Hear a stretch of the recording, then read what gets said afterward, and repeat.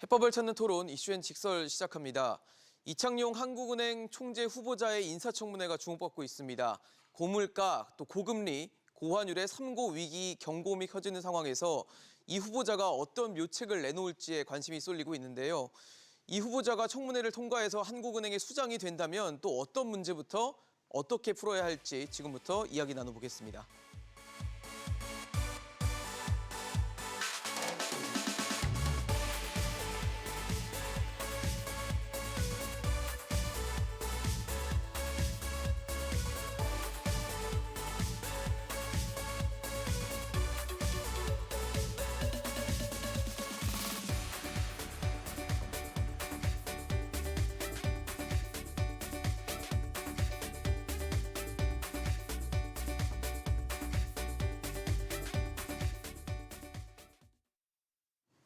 네, 오늘 함께해 주실 세 분 소개하겠습니다. 송현경제연구소 배재수 국제경제본부장, 상명대 경영학부 서지용 교수, 한양대 경제금융학부 이정환 교수 나오셨습니다. 어서 오십시오. 예, 안녕하세요. 네, 저희가 사전에 이창용 한국은행 총재 후보자가 풀어야 할 최우선 구제가 무엇인지 오늘 출연하신 분들에게 질문을 드렸더니 지금 저희가 화면에 보여드린 것처럼 공통적으로 꼽은 과제가 바로 이 인플레이션, 이 물가 문제였습니다.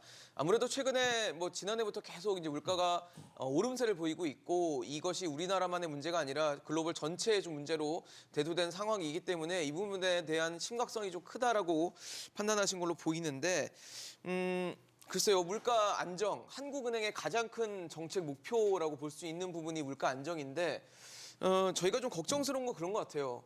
이 물가 상승 최근에 보여지는 부분들이 이제 공급 외서의 어떤 문제들 그리고 대외적인 변수들이 많이 좀 개입이 돼 있는데 한국은행이 과연 이 통화 정책만으로 이걸 어떻게 해결할 수 있는 문제인지에 대해서는 좀 의문이 들거든요. 본부장님 어떻게 보십니까? 예, 그런 의문이 충분히 제기될 소지가 있다고 봅니다. 지금 1, 4분기를 보니까 수입 물가가 32%나 증가를 했더라고요. 정말 많이 올랐네요. 그러니까 그 엄청나게 증가를 했기 때문에 그게 이제 그대로 어떤 수입 물가를 통해서 국내 소비자 물가나 생산자 물가 쪽으로 파급이 되고 있어서 그만큼 이제 대외적 요인 내지는 공급 요인에 의한 어떤 물가 상승이 크다고 볼 수 있는데요. 아다시피 그 어떤 러시아 우크라이나 전쟁에 따른 어떤 국제 원자재 가격 상승이라든지 그렇죠. 사실 또 그 이전에도 이제 글로벌 어떤 공급망 차질이나 이런 어떤 약화가 계속 있었으니까. 일어나면서 이제 물가를 또 올리는 측면이 있고 또 최근에는 이제 중국이 지금 여러 도시를 봉쇄하면서 그에 따른 그렇죠. 어떤 중국발 수입 물가 상승도 지금 우려되는 이런 측면도 있는 것 같습니다. 이런 어떤 그 물가 상승이 이제 예. 공급 측 내지는 대외 요인에 기인하는 측면도 크지만은 또 예. 한편으로 기본적으로 물가라는 것은 어떤 통화적 측면이 굉장히 중요합니다. 통화에서 그걸 뒷받침을 안 해주면 가격이라는 것이 오를 수가 없기 때문에 기본적으로 인플레이션은 통화적인 현상이라는 요소가 굉장히 강하거든요. 예. 그래서 특히 이제 우리 지금 현재 상황을 보면 시장 금리라든지 기준 금리가 어떤 중립 수준보다 약간 밑에 있다고 볼 수 있고 거기다가 지금 코로나 이후에 우리나라가 그 코로나 위기 대응을 위해서 이제 그 금리를 굉장히 낮추면서 돈을 많이 풀었단 말이에요. 네네. 그래서 2020년, 2021년 동안 보면은 그 M1 통화량이 20%씩 늘었어요, 연평균. 그리고 총 통화량 M2는 10%씩 계속 늘었거든요. 그래서 시중에 굉장히 지금 풀린 자금들이 많았다는 얘기죠. 예, 시중에 지금 유동성도 굉장히 많다라는 얘기죠. 그런 어떤 수용적인 측면이 있었기 때문에 어떤 공급적 충격이 그대로 지금 물가 상승으로 이어지고 있는 그런 측면이 있고 그런 맥락에서 보면은 이제 금리 인상이라든지 유동성 수속을 통해서 어떤 인플레이션을 억누를 수 있는 그런 측면이 분명히 있거든요. 그런 맥락에서 통화 정책이 유효하기 때문에 그런 앞으로 어떤 금리 인상이라든지 유동성 축소라든지 이런 부분의 통화 정책은 계속 유지가 돼야 될 것 같고요. 다만 이제 이런 현재 인플레이션이 공급적 내지는 대외적 요인에 의해서 네. 많이 나오기 때문에 그런 부분을 정부가 나서서 좀 관리해주면 좋겠다라는 생각은 듭니다. 뭐냐면은 어떤 원자재라든지 소재 이런 것들 수입선 다변화라든지 아니면은 소재 부품 어떤 산업 강화를 통해서 그걸 줄인다든지 네. 아니면 신재생 에너지라든지 원자력이라든지 이런 걸 좀 우리가 자체적으로 많이 해서 그쪽에서 에너지 수입을 줄여준다든지 이러면은 아무래도 뭐 이거는 좀 장기적인 얘기긴 하겠습니다만은 그렇죠. 하여튼 그런 정부의 어떤 협조도 추가적인 필요하다. 인도 필요하다. 예, 그런 거. 그렇군요. 사실 뭐 그런 것 같습니다. 긴축이잖아요. 긴축의 분위기고 긴축의 흐름에 이미 놓여져 있는 상황인데 긴축을 하지 말아야 된다 뭐 이런 얘기라기보다는 그러니까 제한적일 수 있는 부분들이 분명히 통화 정책으로는 한계가 있지 않을까라는 걱정을 좀 하는 것 같거든요. 지금 말씀하신 바 같이 이제 물가 압력 요인이 이제 공급 충격, 수요 충격 측면에서는 이제 재정 확대 정책 네. 때문에 유동성이 많아졌다 그 얘기인데요. 지금 긴축에 대한 필요성은 이제 사실 그 지금 고물가 상황이 앞으로도 지속된다는 전망이 많기 때문에 그래요. 그러니까요. 그러니까 실제로 지금 우려되는 거는 뭐 지금 소비자 물가에 대한 그 상당히 심각한 상황이라는 거 우리 배 위원장님 말씀 잘 해주셨는데. 네네. 그러니까 기대 인플레이션이 상당히 높거든요. 그러니까 기대 인플레이션이라는 게 향후 물가 상승률에 대한 경제 주체들의 이제 전망이죠. 아, 일종의 심리라고 봐야 되는 심리죠. 건가요? 그게 네. 이제 보통 2.9% 정도 되는데 2.9%면 지금 한 7년여 만에 가장 높은 수준이에요. 어쨌든 그 한국은행에서 그 금리 타겟팅하는 그 목표도 2% 넘어섰잖아요. 네네. 근데 이게 이제 임금 협상이나 가격 결정이나 기업의 투자 의자 결정에 기대 인플레이션이 앞으로 영향을 준다는 거예요. 네네. 실제로 그러면 앞으로 물가가 오르기 때문에 그 대체적으로 뭔가 투자를 보류하거나 아니면 고용을 줄이거나 또 그다음에 임금 협상하는 데도 있어서도 앞으로 물가 오를 거니까 더 임금 보전을 받아야 되지 않냐, 올려야 되는 거 아니냐 그렇죠. 이렇게 의사결정하거든요. 네네. 그럼 실제적으로 사실 그 물가 상승 압력이 앞으로 높아질 거라고 생각이 되고 실제로 그게 따라가면서 경제 주체들의 실질 구매력이 저하되게 되면 그 소위 말해서 이제 소비가 위축되게 되죠. 그렇죠. 그러니까 이제 민간 소비가 이제 부진해지면은 우리나라 이제 GDP 성장률에서 차지하는 민간 소비 비중이 50% 되는데 네네. 이제 경기가 상당히 이제 꺾일 가능성이 더 둔화되거나, 있는 거예요. 예. 그러니까 사실은 물가의 상승세를 억제하는 게 지금 가장 큰 현안이다. 그다음에 이제 생활 물가 측면에서도 지금 6.6% 정도 3월달 기준으로 보고 있잖아요. 그러니까 사실은 장바구 물가도 많이 올랐기 때문에 네. 이제 그 금리가 올라서 고정금리 이자 비용도 올라가는데 이런 생활 물가까지 올라가게 되면 가점 소득이 줄어들어서 소비가 더 위축될 가능성이 맞아요. 있는 거죠. 예, 예. 그런 문제에서 물가에 대한 지금 그 통화 정책을 통해서 그 수요 충격에 대한 부분을 조금 잡아야 되는 거거든요. 그 부분에 대해서 지금 적극적으로 노력해야 될 시기는 뭐 주지의 사실인 것 같습니다. 지금 말씀을 주신 것처럼 물가 상승세가 쉽게 꺾일 것 같지가 않은 게 생산적 물가들도 많이 오르고 이러다 보니까 이게 나중에 소비자 물가에 전가되고 이런 전이 되는 부분들이 있어서 물가가 얼마나 단기간 잡힐 수 있는 문제인가에 대해서는 여전히 좀 어둡게 전망하는 시선들이 많은 것 같거든요. 예, 뭐 정확하신 말씀입니다. 예, 물가 오르는 것이 크게 보면은 수요 측 요인이 있고 공급 측 요인이 있습니다. 예. 사실 물건이 수량이 똑같은데 사는 사람들이 너무너무 늘어나면은 샤넬백이 가격을 올린다든지 이렇게 수요가 가격이 늘어서 물건 올라가도- 가격이 예. 올라가는 채널이 하나가 있고요. 지금처럼 공급의 가격, 일단은 원자재 가격이 오르면서 비용이 오르고 이런 비용이 물건 가격으로 전가가 되면서 결국 물가 상승을 견인하는 이런 채널들이 있는데 앞에 말씀드린 수요 측 채널은 비교적 그래도 통화 정책을 피면서 금리를 오르게 되면은 자연스럽게 쓰려던 것이 저축으로 가고 저축이 투자로 이어지고 이런 채널들이 되면서 쉽게 해결할 수 있지만 사실 경제학자들의 제일 난제가 최근 말한 스태그플레이션 문제라고 네. 그러거든요. 밖에서 이미 충격이 와서 물건 가격이 오르고 물건 가격이 흔히 말하는 시장에 반영되고 시장에 반영되면서 수요가 줄어들게 되고 그에 따라서 금리가 오르게 되면 다시 투자가 줄어들게 되는 예. 이런 악순환 구조를 사실은 깨기가 쉽지 않다라는 거는 주지의 상황입니다. 그래서 예. 이제 통화 정책을 통해서 이거 관리를 해나가야 된다라는 의견들이 나오고 있는 것이고요. 사실 명확하게 본 게 이제 저희가 한참 전 이야기죠. 석유 파동 이런 것들이 사실 공급 충격의 오셨구나. 대표적인 네. 이야기거든요. 기름값이 갑자기 오르면서 흔히 말하는 한계 기업들이 다 붕괴가 되고 그렇죠. 부실이 나면서 최종적으로 물가를 미국 물가 기준 한 20%까지 올라가게 되는 이런 상황들이 금리를 20%까지 올리는 상황이 발생을 했는데 그렇죠. 사실 이렇게 비용 측면에서 나오는 어떠한 물가 상승은 상당히 잡기가 어렵다. 그래서 아마 이창용 후보자님도 안정적으로 최대한 이제 통화 정책을 긴축을 시키면서 네. 그렇지만 시장의 충격을 최소화하는 방향에서 안정시키면서 이제 유지를 해나갈 방향이다. 만약에 수요 충격이었다면은 금리를 빨리빨리 오르면서 가능하고 사실은 미국은 수요 측 요인이 조금 있거든요. 미국은 수요 측 요인 때문에 8.2%, 뭐 7몇% 이렇게 오르고 있지만 갑자기 수요가 늘어나고 유동성이 너무 많이 풀리고 그에 따라서 수요가 늘어나고 그렇지만 사람들이 일은 안 하고 노동시장에 공급이 안 되고 이런 여러 가지 복합적인 요인에 의해서 일어나는 건데 한국은 사실 비용에 관한 요인이 굉장히 크고요. 네. 그리고 이제 위드 코로나 되면서 어떻게 보면 수요가 늘어난 요인도 있지만 이러한 에너지 가격 상승, 그 다음에 밀가루 같은 식료품 가격 상승 이런 요인들이 겹치면서 물가 상승이 지속되고 있는데 아마 후보자님은 안정적으로 최대한 이거 빅스텝을 간다기보다는 네. 안정적으로 관리를 하면서 경제 충격은 흔히 말하는 덜 주고 연착륙하는 방향으로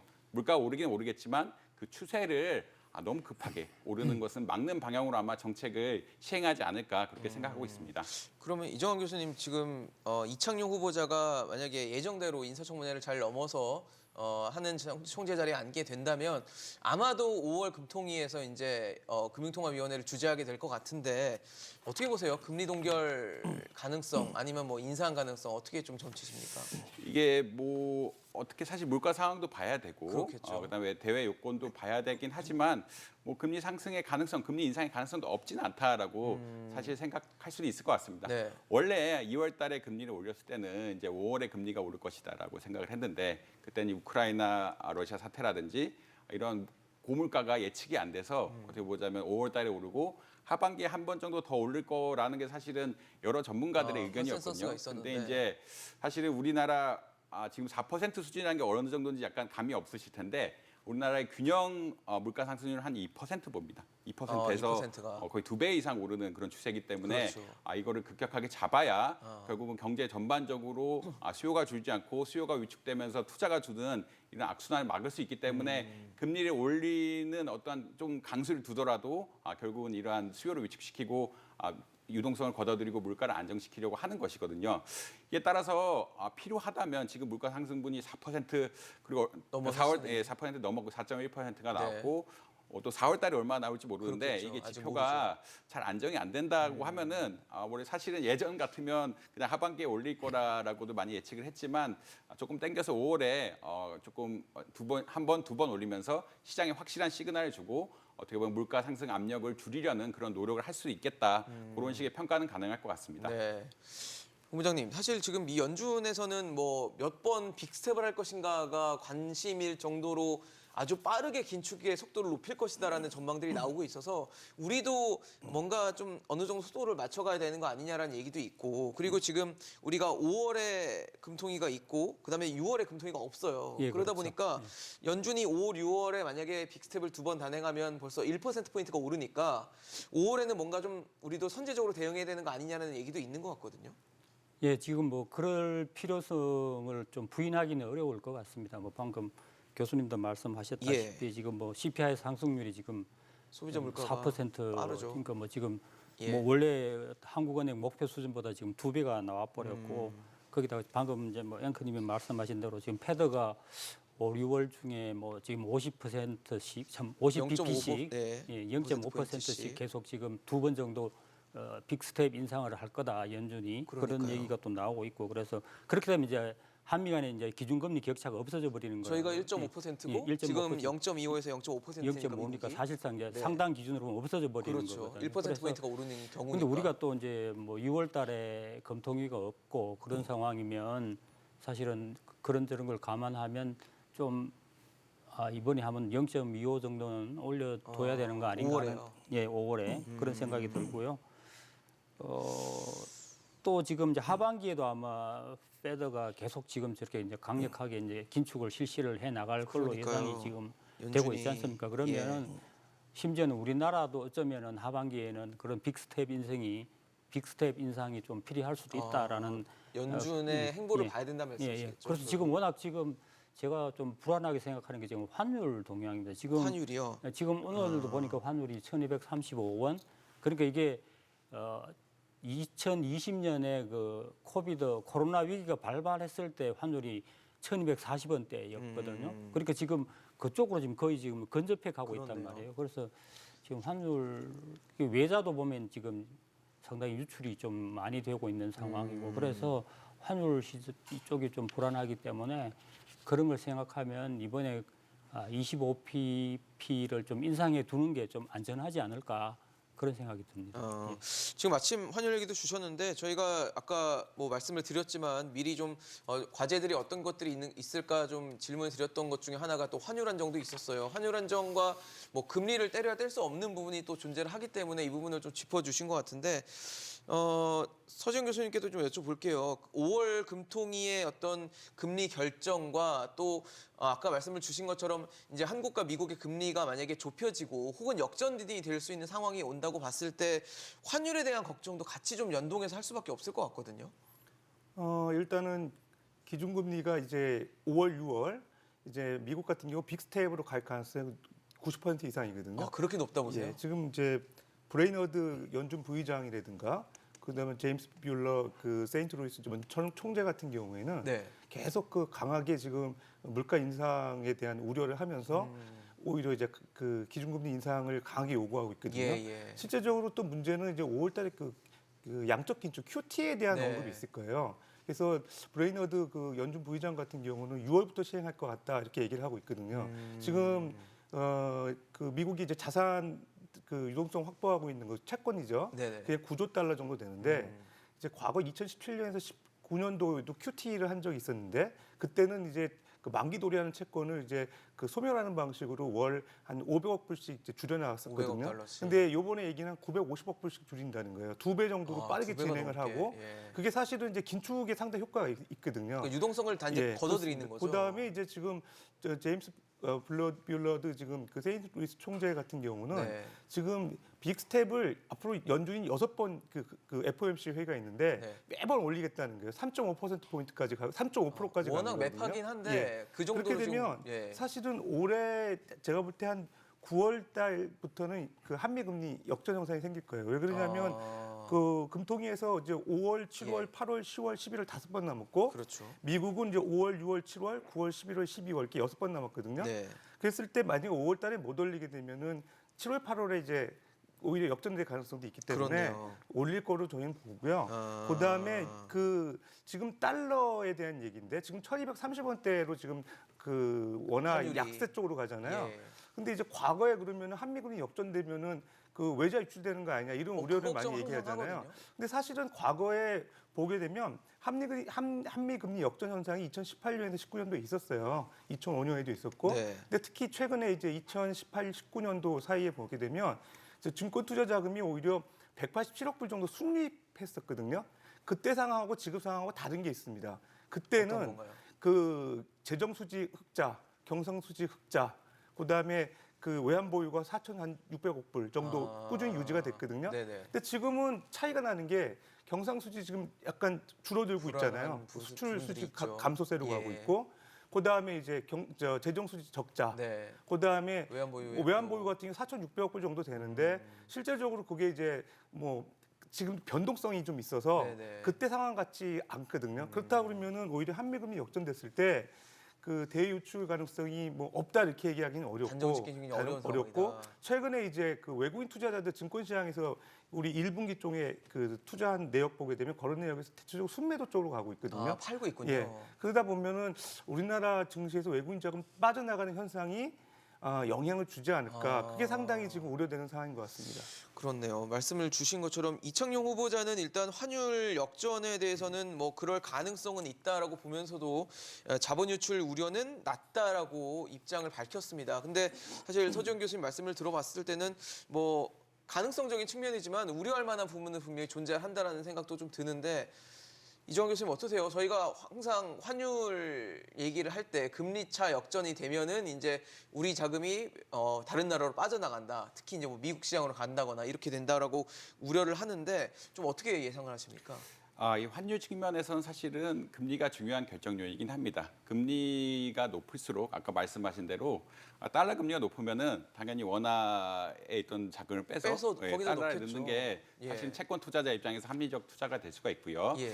그다음에 또 중요한 것은 이제 성장률인데 이게 아까 이창용 교수님이 단기랑 이창용 후보자님이 네. 이제 단기랑 장기 얘기를 하면서 단기는 유출 우려가 그렇게까지는 크지 않을 것이다라고 뭐 얘기하면서 이제 장기적으로 가는 건 바람직하지 않다라고 이야기하는데 장기적인 요인은 어떤 거냐면 결국 그 장기적인 건 뭐든지 경제학에서는 균형이라고 이야기하는데 균형이요? 균형 이자율, 뭐 균형 균형금리, 장기 균형금리, 뭐 장기 금융이자율 뭐 이런 이야기를 하는데 사실 성장률 차원에서 결국은 결정이 되는 겁니다. 왜냐하면 성장률이 어느 정도 실제 성장률이 어느 정도 바탕이 돼야 네. 그것에 입각해서 투자를 결정하게 되고요. 예. 이 투자를 유인하기 위한 어떤 금리 정책들을 수준이 결정이 되는데 이게 장기적으로 한미 금리 격차가 발생한다는 얘기는 실제로 금리가 한국 금리가 미국 금리를 못 따라간다는 이야기인데 그게 어떤 경우냐 결국은 한국 경제 성장률이 미국의 경제 성장률보다 평균적으로 혹은 장기적인 수준으로 봤을 때 굉장히 낮은 수준이 되면은 양성되면. 이제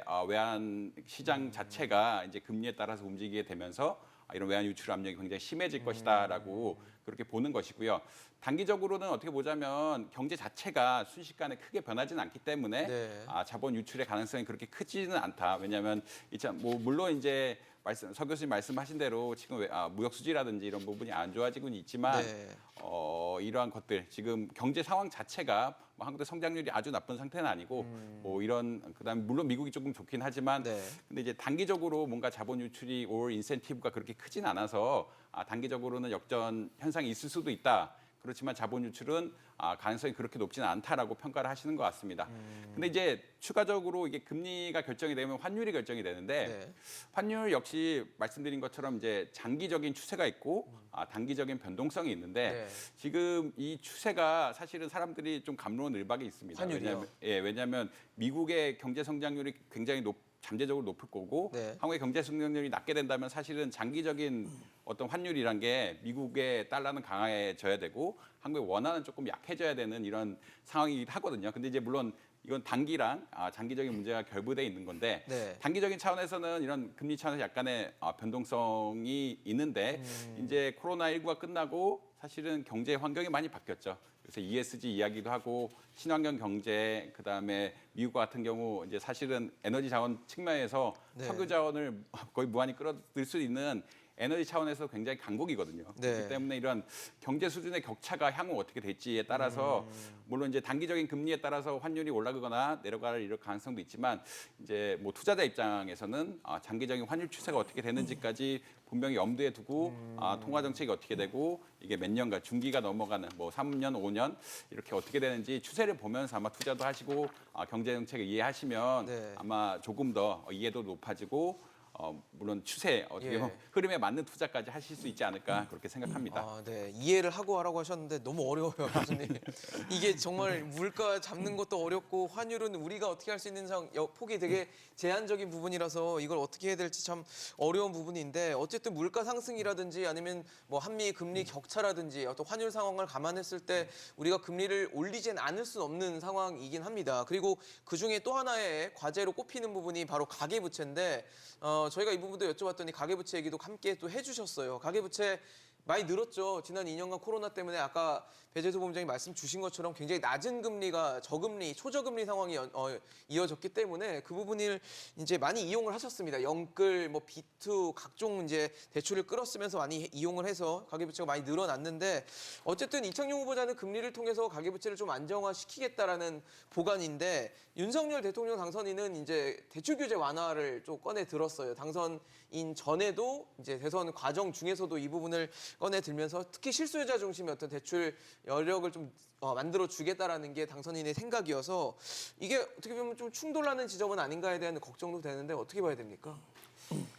뭐 두 분 다 뭐 맞는 말씀을 하시는 것 맞아요. 같습니다. 제가 틀린 볼 얘기라고 때는. 하는 얘기는 아니죠, 그죠? 근데 이제 일단 이 후보자님의 입장에서 보면 지금 우리나라 가계부채 수준이라든지 최근 2년간의 어떤 증가 속도라든지 이런 것들이 굉장히 다른 나라에 비해서 과도했다라는 그런 측면이 있기 때문에 그리고 지금 사실은 가계의 어떤 그 부채 원리금 상환 부담이 굉장히 지금 높은 수준에 있거든요. 금리가 또 올라가고 예, 있죠. 지금 특히 또 지금 계속 금리가 앞으로도 지금 올라갈 이미 많이 것으로 올랐지만 앞으로 계속 오를 거기 때문에 그런 사정을 생각하면 지금 빨리 좀 어떤 식으로든 가계부채를 좀 구조조정을 한다든지 해서 좀 디레버리징을 하는 것이 네. 굉장히 중요하거든요. 그래서 그런 맥락에서 이제 이 후보자 뭐 충분히 할 수 있는 이 얘기죠. 후보자님이 하는 충분히 총재 그런 말씀을 할 후보자니까. 수 있는 거고요.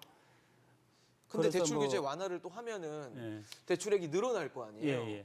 한쪽은 관리하자고 하고 한쪽은 대출을 해주자고 근데 하면 이제 또 이제 당선자님의 말씀을 맞는 것이 뭐냐 하면 지금 사실 주택이라는 건 생활 필수품이잖아요. 누구나 맞아요. 뭐 전세를 살든 뭐 자기 집을 사든 간에 하여튼 집이 있어야 되기 때문에 그렇죠. 그런 맥락에서 그런 어떤 실수요자에 대한 어떤 주택 실수요자에 대한 대출이라든지 이런 어떤 지원은 반드시 필요한 거지 않습니까? 그래서 그런 맥락에서 뭐 어떤 생애 최초 대출을 뭐 늘려준다든지 네, 이런 LTV 부분은 뭐 분명히 만들어주고 하겠다는 그런 거잖아요. 것들은 맞는 예. 것 같고요. 그래서 다만 이제 두 개가 이제 상충되는 측면이 있는데 네, 어떻게 하면 그걸 좀 조화시킬 수 있겠느냐를 고민을 해봐야 되는데 그렇겠죠. 그런 맥락에서 보면은 제가 볼 때는 그 실수요자를 잘 가려내는 게 중요한 것 같습니다. 아, 사실은 그 동안에 이렇게 보면은 이제 저금리 상황에서 어떤 투기적인 수요도 상당히 많이 개입이 되면서 이제 주택 가격이 많이 오르고 부채도 많이 늘었었는데 예.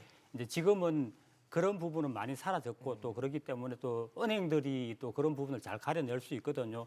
실제로 전세 실수요자인지 실제 자기가 거주할 집을 살려고 하는 사람인지를 이렇게 잘 판단할 수 있기 때문에 그런 어떤 금융기관들로 하여금 그런 어떤 실수요자를 잘 갈아낼 수 있도록 그렇게 좀 정부에서 유도를 하게 되면 뭐 하여튼 그 어떤 당선자님의 입장과 우리 후보자님의 입장을 잘 잘 조화시킬 조화할 수 수 있지 있는. 않겠냐 뭐 그런 생각을 합니다. 서 교수님 어떠세요? 사실 가계부채 관리 그리고 대출 규제 완화 이거는 좀 부딪힐 수 있는 부분이 있다라는 질문을 제가 드렸거든요. 예, 상충되는 측면이 있습니다. 저도 요즘에 전문지에 대해서 좀 고민을 많이 하는데 예. 사실은 이제 어떻게 보면 이제 양립할 수 없는 이슈죠. 대출 규제 완화하겠다고 정부에서는 얘기하는데 네.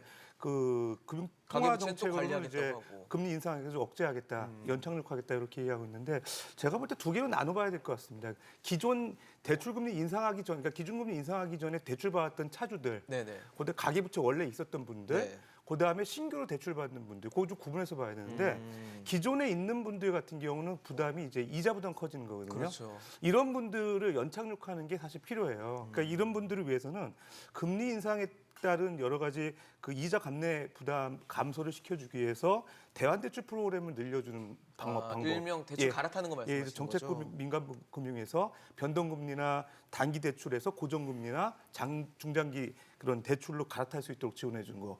그다음에 요즘에 또 신용 등급 좋아져가지고 금리나 요구권 요구하잖아요. 금리 낮춰달라고 요구하는. 예, 자기가 신용 등급이 높아지고 그다음에 재산이 증식이 돼가지고 신용 평점이 좋아졌는데 금리는 기존 높은 금리 받고 있는 분들 금리나 낮춰달라. 요구권 해소할 수 쓸 수 예. 있거든요. 그게 의외로 잘 모르시는 분들 많더라고요. 맞아요. 예, 그래서 그거 좀 홍보를 할 필요가 있고요. 그다음에 이제 요건 제가 연구한 건데 네. 통화 정책을 하게 되면 일반적으로 보통 이자 부담이 올라가서 가계가 부담이 될 거로 생각되는데 오히려 은행들이 리스크 관리를 잘한다는 거예요. 통화 정책이 강하게 긴축적으로 가면 예. 은행들이 어쨌든 대출을 하는 거에 대한 부실화 때문에 네네. 리스크 관리에 신경 쓴다는 게 이제 제 연구인데 그렇게 되면 실제적으로 은행의 리스크 관리가 상당히 고도화돼 있어요. 예, 예. 그렇기 때문에 어쨌든 금리 상승되는 효과 가계 부담은 어쨌든 정부에서 지금 말씀드렸던 금리나 요구권, 그다음에 대환대출 프로그램 활성화 이런 쪽으로 신경을 쓰고 네. 가계대출 부실화되는 거는 은행의 리스크 관리 시스템이 좀 상당히 의존하는 것도 필요하지 않을까. 통화 정책은 은행 시스템이 잘 정상적으로 돼 유지를 있다. 하고요. 네. 그다음에 마지막으로는 지금 은행들이 왜 그런 가계대출을 늘리고 기업 대출은 그동안에 줄여왔느냐. 네. 그게 이제 자본 적정성 글로벌 스탠다드 BIS 자기자본 비율 규제가 네네. 바젤 3에서 대체적으로 보게 되면 그 경기 그 위험 가중 자산에 대한 그 추가 자본 요구하는 게 강화되고 있어요. 네네. 그러다 보니까 실질적으로 대출을 늘려서 그다음에 또 위험 차주들한테 대출 많이 해주게 되면 위험 가중 자산이 리스크가 늘어나면서 커지는 BIS 거죠. 비율이 떨어지니까 네네. 가급적인 안전한 주택담보대출을 선택했던 거죠 은행들 입장에서는 그런 측면에서 보면 이게 이제 유로권에서 시행했던 정책인데 중소기업 지원 팩터제라는 게 있습니다. SME 서포팅 팩터인데 네. 왜냐하면 위험 차주들을 중소기업들한테 대출해 줄 때 예. 그 위험 가중치를 약 24% 정도 절감시켜 주는 거예요. 그러니까 100% 차주 위험 가중치를 적용시켜야 되는 거를 네. 76%만 고려를 하는 겁니다. 네. 그럼 나머지 완충 자본 생긴 거를 은행들 입장에서는 중소기업 대출로 포트폴리오를 바꾸고 가계 대출을 줄인다는 거예요. 대출 포트폴리오에서 기업으로 돌린다는 기업으로 얘기네요, 돌린다는 일정 거예요. 부분을. 예, 그런 제도를 활용을 하면 실제적으로 은행 자발적으로 가계 대출 수익 조절을 한다는 거예요. 그런 정책이 좀 필요할 것 같고요. 그러니까 정상적으로 한국은행에서는 통화 정책을 긴축적으로 유지하고 네. 정부가 이제 기존 차주들의 이자 부담을 절감시켜주기 위해서 뭐 대환대출, 그다음에 금리나 요구권, 네. 그다음에 경기대응 완충자본, 요 금융위에서 해야 될 것 같거든요. 네네. 이런 정책들을 별개로 시행을 하게 되면 아. 가급적이면 이게 양립할 수 있다고 저는 생각이 듭니다. 뭔가 그 예. 가운데서도 뭔가 찾을 수 있다 방법을 말씀을 주셨어요. 지금 저희가 뭐 정책적으로 좀 충돌나는 지점들, 금리 인상이나 가계부채 관리에 있어서 충돌나는 부분을 말씀드리고 있는데 이정현 교수님 하나 더 걱정되는 게 추경이에요. 추경 지금 윤석열 정부 출범하면 추경하겠다라는 게 생각인데 추경을 한다는 건 결국 돈을 푼다라는 얘기여서 물가를 또 자극할 수 있는 거 아니냐는 우려가 있거든요. 어떻게 보십니까? 예, 정확한 말씀이시고요. 사실 이 이야기가 뭐 2월 달에도 나왔습니다. 2월 기업 흔히 말해서 한국은행에서는 금리를 올리는데 그러니까요. 정부는 추경을 하겠다라는 논의가 사실 통화재정 정책이 충돌할 수 있다라는 거잖아요. 재정 정책이란 것은 흔히 말해 수요 정책이라고 이야기합니다. 정부가 직접적으로 돈을 풀어서 어떻게 보면 재화를 사면서 흔히 말하는 물건 사니까 예. 수요가 늘어나게 되죠. 수요가 늘어나게 된다는 이야기는 결국 가격이 어느 정도 올라갈 수밖에 없다. 아까 수요와 공급층 논리를 말씀드렸는데 네. 이제 흔히 말해 정부가 직접 서비스를 구매한다든지 이런 식의 개념으로 생각한다 그러면 네. 결국은 뭐 물건을 많이 사는데 당연히 가격이 올라갈 수밖에 없고 이 가격이 올라가는 것이 물가 상승분에 반영될 수밖에 없다라고들 많이 이야기하고 있고요. 그래서 추경 규모가 사실 논쟁이 많습니다. 지금 그러니까요. 긴축 재정을 해야 되는 상황. 그 인플레이션 압력이 너무 심하고 네. 이에 따라서 인플레이션을 잡는 것이 흔히 말하는 거시경제 건정성에 중요한 요인으로 작용하고 있는 상황이기 때문에 추경 규모를 어떻게 할지, 추경의 대상을 어떻게 할지 이런 것에 대해서 사실은 민감하게 이야기를 해야 될 시점이다라고 말씀드릴 수 있을 것 같습니다. 네. 자영업자분들이 어려운 건 맞고요. 자영업자분들이 어려운 건 맞는데 이분들을 그냥 흔히 말해서 헬리콥터에서 돈을 주듯이 네네, 뿌려대는. 그러니까 네. 50조 원을 뿌린다든지 이렇게 하는 것은 사실은 꼭 바람직하지는 않을 수도 있다라고 볼 수 있을 것 같고요. 한국의 GDP가 한 2,000조쯤 되는데 그렇죠. 50조씩 정부 지출은 한 3분의 1좀 차지하고 있고요.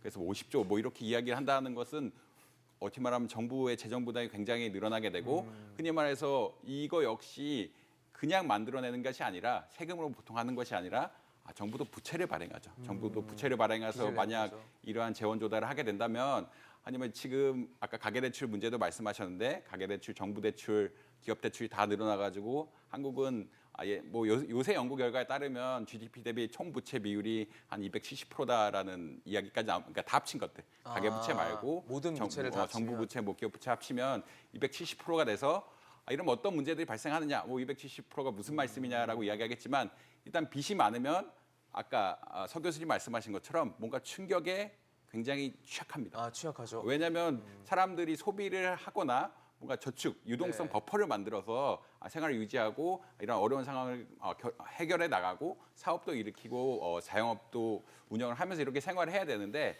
빚이 많아지게 되면은 이자 비용이라든지 네.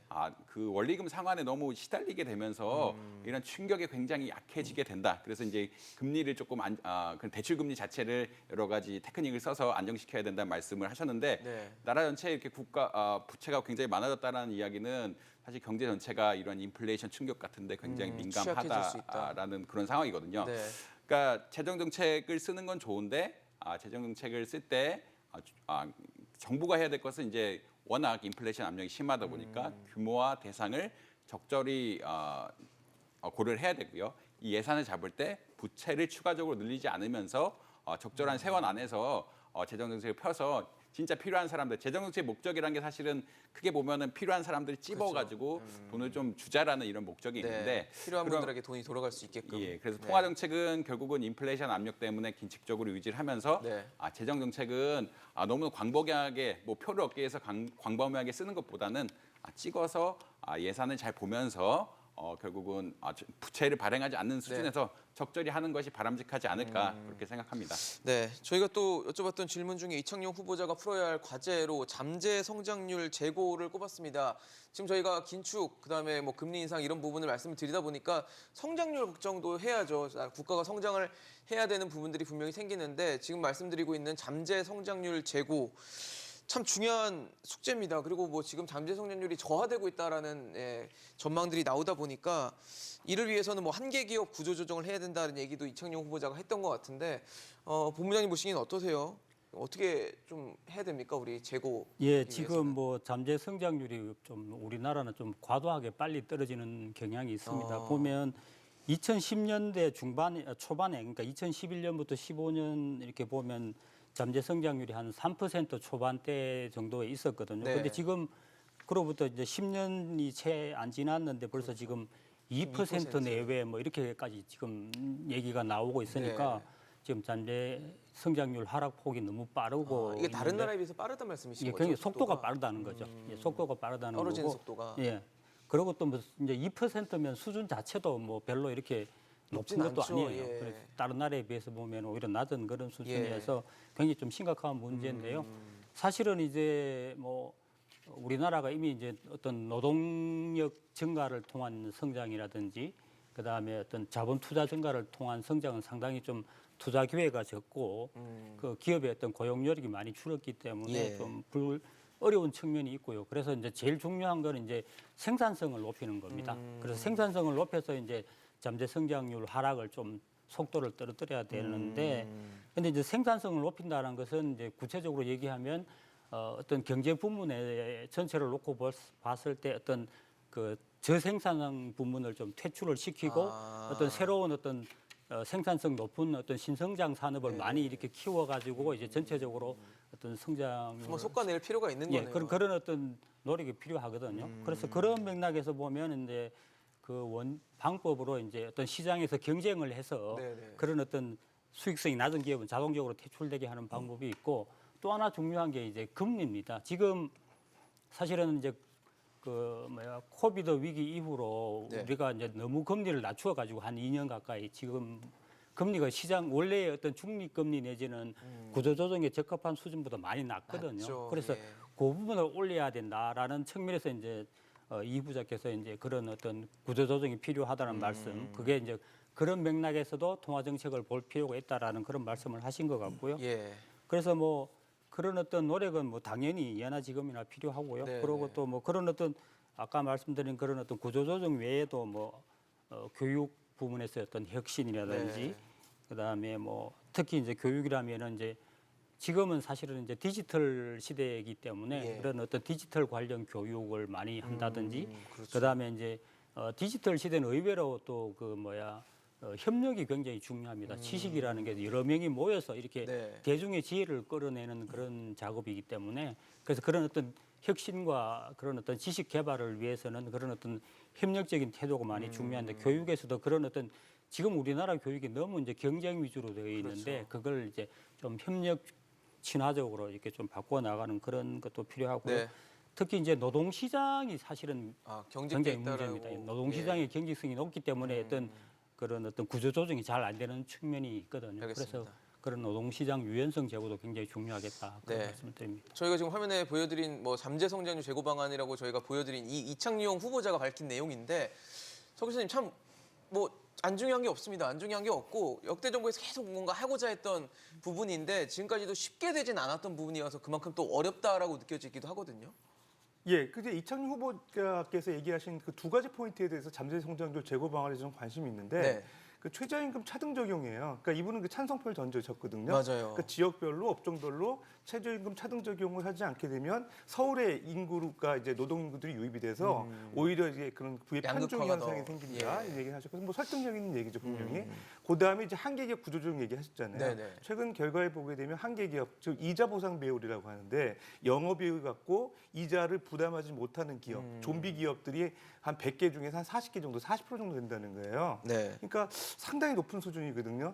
그런 부분에 사실 초점을 두고 잠재 성장률을 이제 높이는 방안을 얘기하셨다는 게 상당히 의미가 있습니다. 그 측면에서 앞으로 글쎄요 한국은행이 저런 부분에까지 이제 그 실제적으로 정책의 어떤 그 영향력을 발휘할 수 있을지는 조금 의문이 되지만 어쨌든 그 경제 철학에 대한 올바른 그런 그 관점을 갖고 계시다는 측면에서는 뭐 정부 각 부처라든지 네. 금융위하고 또 조율하는 데 상당히 도움이 되시지 않나 이런 생각이 듭니다. 지금 저희가 이창용 후보자 발언을 보여드리고 있는데 이 어떤 최저임금 차등화에 대한 발언이에요. 근데 사실 쉽지 않은 얘기일 수 있다는 생각도 들거든요. 이번 올해 최저임금위원회에서도 이 차등화 물가를 관련해서 논의를 하다가 굉장히 마찰이 또 심했기 때문에 이 부분에 대해서 이렇게 후보자 측면 입장인데도 얘기를 한다는 건 그만큼 뭔가 그러니까 자기의 소신을 얘기하는 뭐 그런 스타일이라고 봐야 되는지 앞으로도 그런 행보가 좀 이어질지도 좀 궁금한데 이정 교수님은 제가 알기로는 이창용 후보자님이랑 좀 알고 있는 뭐 사이로. 학교 다닐 때 그러니까 이창용 후보자님 교수일 때 제가 네. 뭐 수업을 듣고 해서 네네네. 그냥 뭐 그러니까 어떠세요? 수업 스타일이나 뭐 이런 걸 그래도 많이 뵙곤 하는데 네네. 일단은 굉장히 그 의욕이 많으시고요. 뭐 제가 알기로 의욕이 많으시고 말씀도 굉장히 많이 하시는 스타일이긴 합니다. 말씀도 굉장히 소통에 어떤 의지가 달변이시고 있는. 예, 달변이시고 말씀 정확하게 여러 가지 논리를 많이 하시는 스타일이라 앞으로 좀 기존의 한국은행 스타일과는 달리 이제 약간은 소통을. 가이던스를 주면서 하실 가능성이 있고요.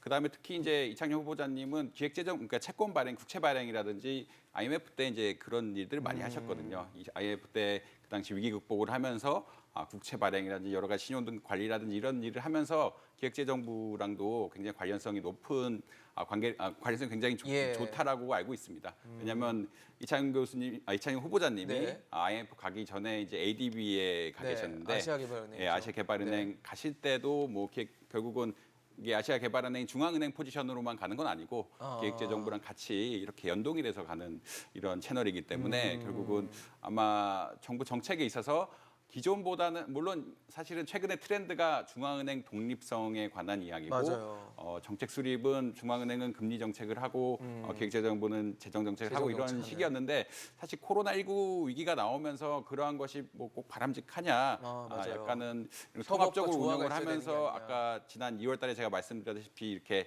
통화 정책과 재정 정책이 불협화음이 있으면 그걸 미리 해소를 하고 나가는 게 바람직하지 않냐라고 해석을 할 수가 있는데 네.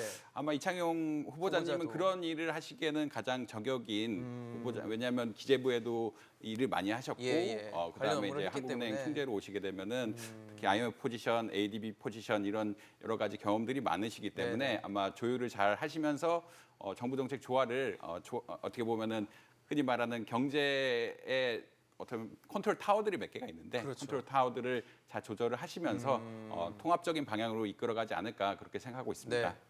본부장님 어떻게 좀 예상하세요? 앞으로 이창용 후보자가 만약에 하는 총재가 된다면 앞으로 예. 어떤 행보를 좀 보일 거라고 보십니까? 사실은 이제 뭐 방금 이 교수님 말씀대로 만약 그 후보자께서 그렇게 광폭 행보를 보이시면 기존의 어떤 그 중앙은행 이미지나 한국은행 이미지하고는 좀 다를 거고 다르죠. 예, 분명히 독립적이라는 다르죠. 느낌들을 예. 항상 어떤 줬거든요. 한국은행은 항상 이제 태생적으로 독립 통화 정책의 중립성 내지는 독립성을 굉장히 강조를 맞아요. 해왔고 예. 그래서 이제 뭐 대부분의 총재님들도 보면 그런 어떤 여러 가지 문제에 대해서 뭐 생각은 다 갖고 계시지만 그걸 드러내놓고 이렇게 표현하는 경우는 많지 그렇죠. 않았습니다. 자제하는 물론 편이었어요. 옛날에 박성 총재님은 이제 정부 관료도 하셨고 그렇기 때문에 좀 광폭 행보를 보이셨지만 나머지 총재분들께서는 대체로 좀 이렇게 굉장히 선을 긋는 그런 느낌이 맞아요. 있었는데 사실은 이제 뭐 요새 어떻게 보면은 물가라든지 뭐 거시경제 정책 전반에 서로 이렇게 어떤 조화 내지 협력 이런 것들이 굉장히 강조되는 그런 어떤 세계적인 추세가 있는 것 같습니다. 예. 그래서 그런 맥락에서 보면 이런 어떤 자세도 필요하겠다라는 그런 생각이 네. 들고요. 다만 이제 그래도 어느 정도 좀 선은 그을 필요가 있겠다라는 생각이 듭니다. 왜냐하면 그 어떻게 보면은 상대방의 입장에서 보면 어떻게 보면 좀 자기 정책 영역을 침범하는 걸로 이렇게 오해할 수도 있는 그런 소지도 있고 특히 이제 이번에 그 뭐 이 최저임금 차등 적용 이런 부분들은 관련해서. 사실은 경제 정책 뭐 분야일 수도 있지만 사실은 사회 정책이거든요. 어떤 최저 소득자에 대한 네. 생계를 그렇죠. 지원하고 보호하는 그런 어떤 측면이기 때문에 임금이니까. 사실은 중앙은행 업무와는 상당한 좀 거리가 있거든요. 그래서 그런 부분도 조금 뭐 고려를 하셔야 되는 적정선이 거 참 아닌가. 중요하겠다는 생각이 드네요. 그런 생각이 듭니다. 알겠습니다. 이창용 한국은행 총재 후보자가 총재가 된다면 어깨에 짊어진 짐이 좀 많을 것 같습니다. 고물가, 고금리, 고환율 또 이 부분에 이어서 대내적인 변수가 상당히 많은 지금 경제 환경인데 과연 이 숙제, 무거운 숙제를 어떻게 풀어낼지 저희도 지켜보도록 하겠습니다. 오늘 배재소 본부장, 서지용 교수, 이정환 교수와 함께했습니다. 이슈앤직설 오늘 준비한 소식은 여기까지입니다. 지금까지 시청해주신 여러분 고맙습니다.